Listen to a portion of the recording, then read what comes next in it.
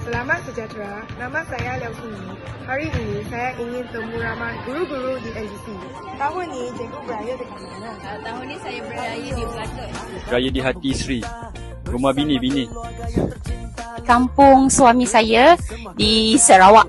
Melaka saja. Rumah suami saya di KL. Saya raya dekat Melaka juga.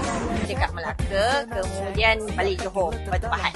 Dekat kampung, kampung cikgu dekat Sabah. Melaka, kemudian I'm going back to JB. Dekat Melaka dahulu, selepas tu saya akan balik ke kampung suami saya di Kelantan. Beraya di Melaka dahulu, kemudian saya akan pergi ke Johor Bahru.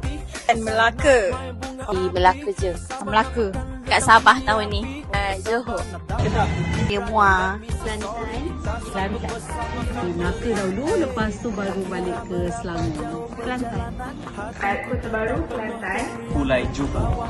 Kalau boleh pilih satu makanan random, apa yang cikgu akan pilih? Kalau boleh pilih, saya pilih satu yang paling saya suka, rendang ayam. Saya dapat rendang. Rendang dan nasi empit. Rendang dan ketupat.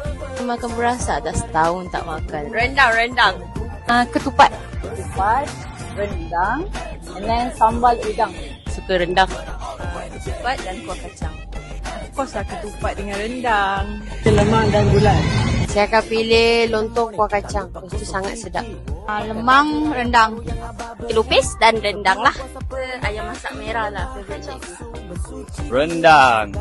Dia sangat makan rendang ayam. Nasi impit dengan kuah kacang.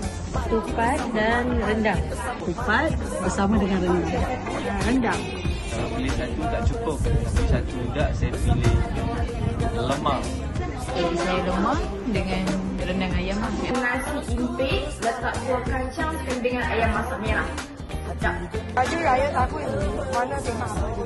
Saya tema warna lilac, super lilac. Bukan cair-cair. Tahun ni warna yang tengah meletup burgundy. Dan colour burgundy. Siapa colour burgundy? Itu sama. Bini, baby blue. Hijau yang sangat terang. Warna peach. Warna diraja iaitu kuning. Warna hitam. Warna hijau. Pink. Warna putih. Warna hijau. Biru. Kita ada dua tema. Yang pertama teal blue, yang kedua adalah burgundy. Warna maroon. Warna coklat. Tahun ni kelabu. Cream. Warna soft yellow. Rich brown. Warna peach dengan olive green. Coklatnya. Tema dia klasik Melayu Johor.